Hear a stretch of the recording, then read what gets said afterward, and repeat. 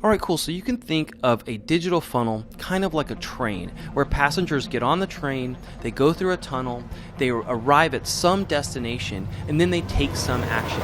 And for growth hackers, this funnel is usually digital.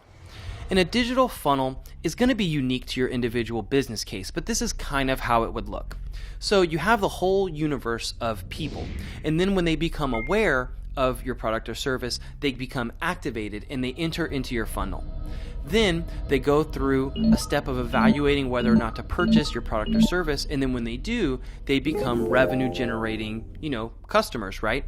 Then hopefully they stay customers and are repeat purchasers, and ideally they become referrers where they send friends into your funnel.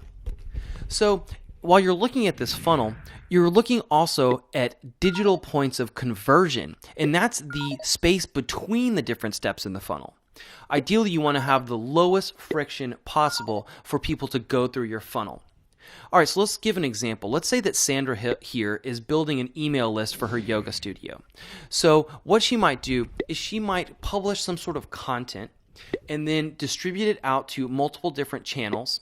And then ideally, people are going to see this content and visit a landing page where they're asked to subscribe to an email list.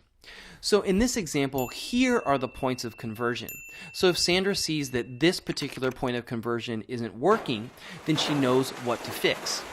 Now, the ultra hack will be if Sandra can determine what her lifetime customer value is for each person that becomes a customer.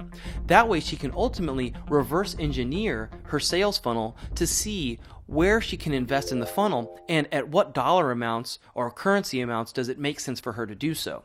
So in summary, a digital funnel is the digital pathway that you want someone to take in order for them to do something that contributes to your growth.